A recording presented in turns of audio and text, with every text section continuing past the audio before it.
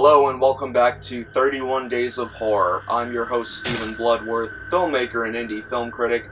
Thank you so much for coming by. Illness, disease, viruses, all things not to take lightly. For years there has been several diseases and viruses that has spread all throughout the world and has caused fear in several people.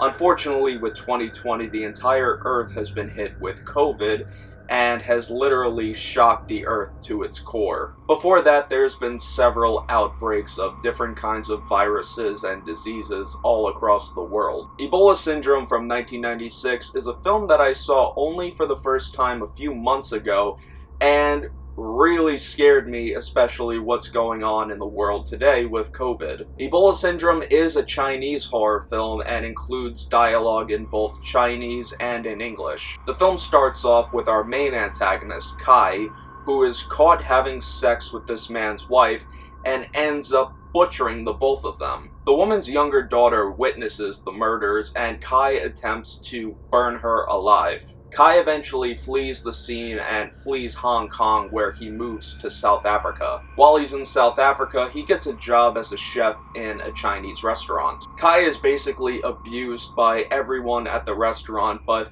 only the manager seems to take a liking from him because Kai will work for very little money. One day, the boss invites Kai to go with him out into the wild to retrieve some meat from one of the African tribes. On the way back, Kai discovers a dying woman on the side of the road, and instead of helping her, he decides to rape her. And right before the woman dies, she spits in Kai's face and infects him with Ebola. At first, Kai is pretty worried about this, but he then discovers in some way that he is invincible. He murders his boss, rapes and kills his boss's wife, and even sells infected hamburgers to all patrons of the restaurant. The film is excruciatingly disturbing, but watching it on today's standards, you can't but help to have a bottle of hand sanitizer by your side while watching. It's horrifying, disturbing, and at some points,